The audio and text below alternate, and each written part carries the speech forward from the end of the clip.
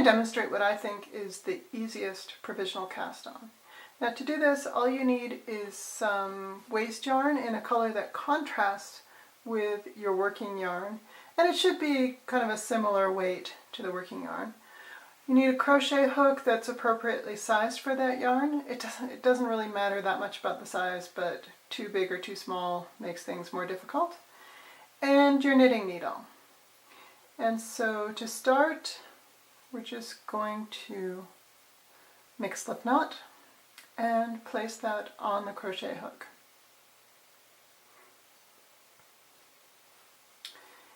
And so we're going to hold the knitting needle and the crochet hook together, run the yarn around the back of both and over the top, and just use the hook to pull through a loop. And you can see that we've cast on one stitch to the knitting needle.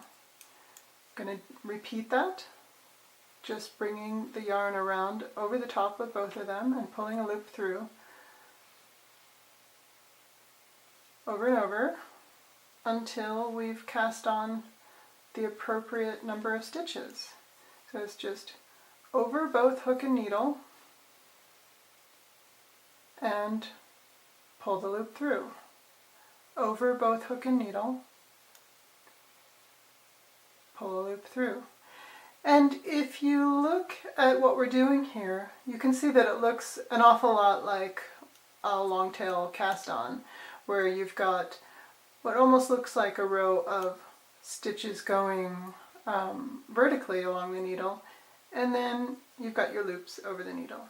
So with this provisional cast on, there's no picking up of stitches. You're just going to knit into the loops that you're creating around the knitting needle. Let's cast on a couple more.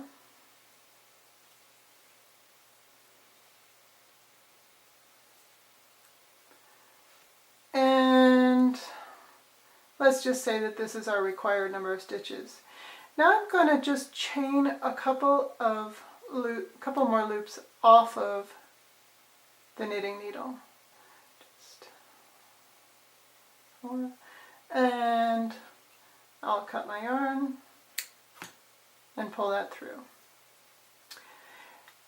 And one of the reasons for chaining a few extra loops is if, for example, I miscounted when I was casting on and I needed one extra stitch, well, I've got it right there. All I have to do is insert my needle into that loop that's waiting, and I've got an extra stitch.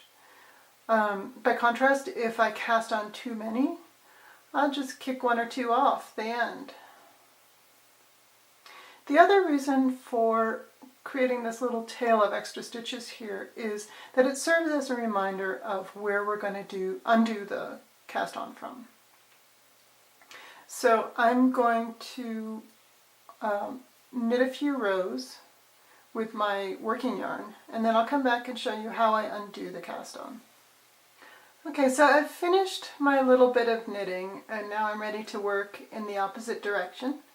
So I'm going to undo this provisional cast on and get the stitches back on the needle. I like to pick up the stitches with a slightly smaller needle than what I've been working with, just because you don't have to tug on the stitches quite so much to get them onto the needle. Okay, so all you do is insert the needle from back to front into the first stitch and pull out that waste yarn. And just continue on, picking up each stitch one by one.